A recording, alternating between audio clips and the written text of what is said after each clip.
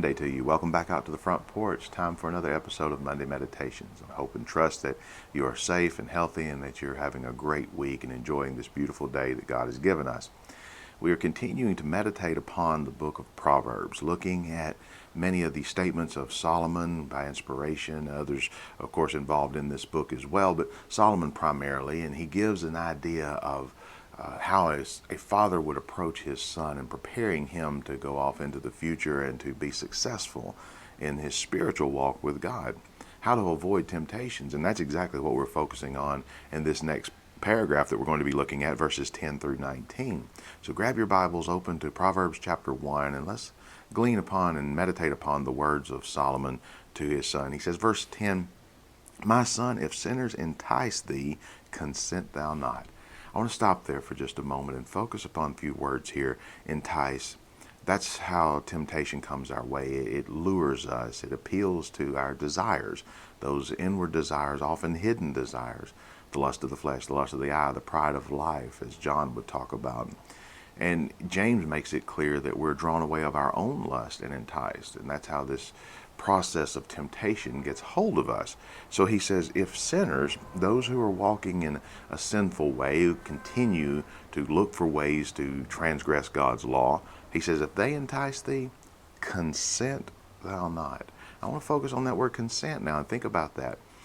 Sometimes we get this misconception that we don't have a choice in the matter, or we throw out those statements, it's not my fault, I couldn't help it. We always have choice.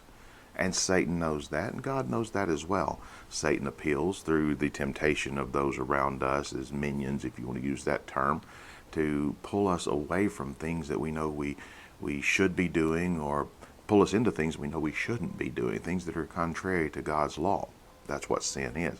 And so we have a consent that we give to that one way or another. Either we consent to stay with God, or we consent to choose to sin. But the point of the matter is, Solomon is saying, you have a choice in this. You get to make the decision. Oh yes, they're enticing you and the pressure is going to be heavy, but you don't consent to that. You stay firm in your convictions. Now look at verse 11. If they say, come with us and let us lay wait for blood, let us lurk privily for the innocent without cause. Let us swallow them up alive as the grave, and whole as those that go down into the pit. What's he talking about? Well, this is an idea of robbery. They have a plan for getting ill-gotten gain by taking from others. And robbery there's theft and there's robbery. Theft is, of course, just stealing something. We have terms in our legal system of larceny, grand larceny. Larceny is taking something that belongs to someone else. Grand larceny is if that thing that was taken exceeds a certain amount of money. But there's another term, robbery. They're often used interchangeably with people in common conversations, but there's a difference to robbery. Robbery is taking something by force with intent to cause harm, and this is what they're doing. We're going to lie in wait. Those innocent people, they're not going to be any threat to us. We're ready for this. We're prepared for this. Come join us in taking things from others. And they're doing this, notice again he says, they're doing it privily. Like a hunter would set a trap, a snare for his prey. And that's how they're viewing this. They view themselves as being more powerful than other people, and you'll get that rush of adrenaline if you'll join us and do something that's nefarious as this is, and help us out with this. And listen to what they do to try to get him hooked a little bit more. He says there again in verse 12, "Will swallow them up alive as the grave."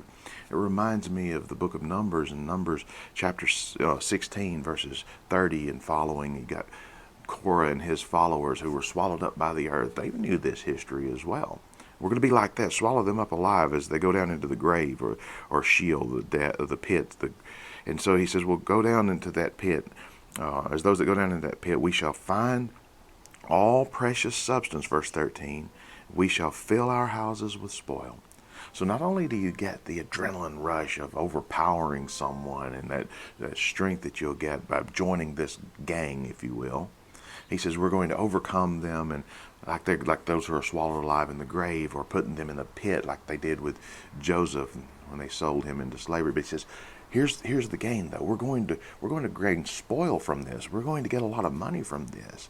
You don't have to work for this. You're just going to get to enjoy the pleasures what riches bring. And as you go on and look at verse 14, he says, "Cast in thy lot among us, let us all have one purse."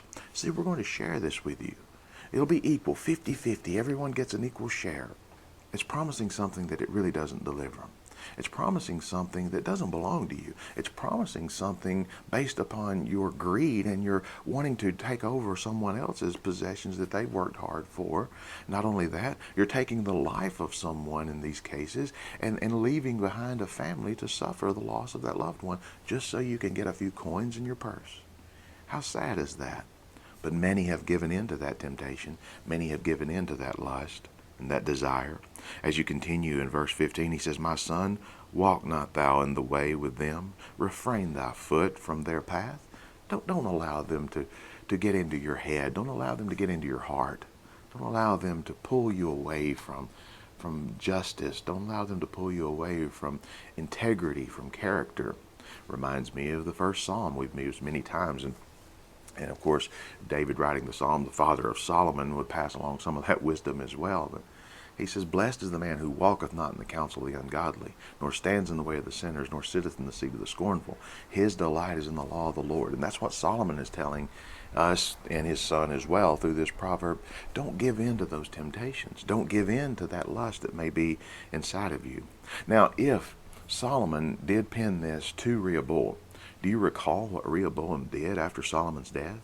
He gave in to greed. He listened to the younger advisors and who told him to not loosen the burden of taxes that your father had put upon him. Tell the people that your pinky, your small finger, is going to be the size of your father's thigh. You're going to increase the burden upon them. Well, it split the kingdom, all because of greed. He says in verse 16, he says, here's why. "For their feet run to evil and make haste to shed blood." They rush to this. They're anxious to do something that is so vile and so wicked. Don't be a part of that. Don't allow them to turn your good heart, he's saying. "Surely," he says, verse 17, "in vain the net is spread in the sight of any bird." So you don't lay a trap out here in front of a bird where the bird can see it. You do this subtly. You do this discreetly. You want them to be surprised by this. You don't want them to be prepared, because if they're prepared, then they can get away. He says they do this subtly. Verse 18 says, "And they lay in wait for their own blood. They lurk privily for their own lives." You know, they said earlier, he said they're going to say to you, "We'll share this. We'll have one purse." But if they'll turn on these innocent people that they don't know, they'll turn on you as well. You're asking for trouble if you do this, if you give in to this temptation. He says then, in bringing that paragraph to a summation, he says, verse 19, "So are the ways of everyone that is," here's that word, "greedy of gain, which taketh away the life of their own followers," or taketh away the life rather of others thereof. They taketh away the life of those. They take everything away from those who have, so they themselves can have. And looking at that concept, greedy of gain is not the problem.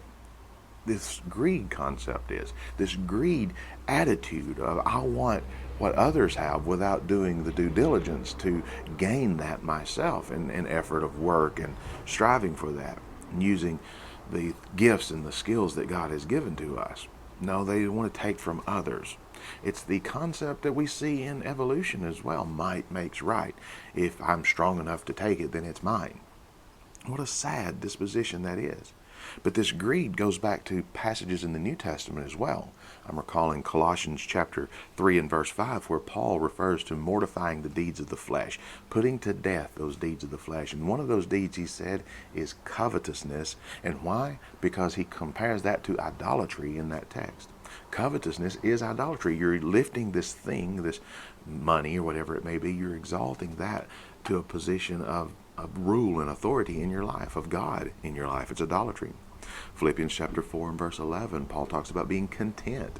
A difficult thing to do, but it is possible, and God is telling us through that pen that we can do so. Paul himself learned, whatever state he was in, to be there with content. Why? Oh, 1 Timothy chapter 6, verses 6 and following. That's where we get the idea of the love of money as the root of all kinds of evil. In that text, he says, having food and raiment, let us be therewith content.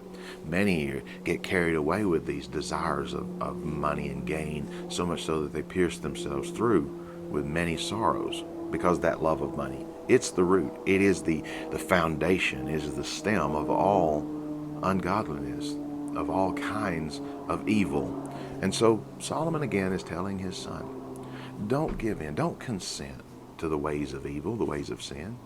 Stay convicted, stay firm, and keep your heart pure.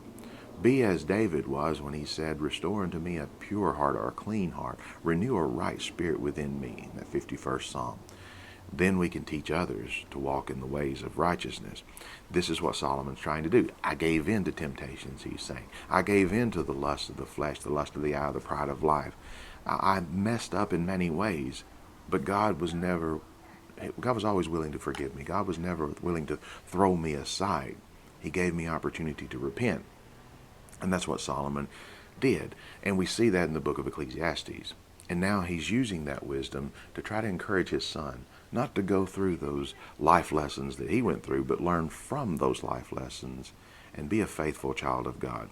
We can do that too, and that's something on which we can meditate this Monday and every day. May God bless you till we meet again.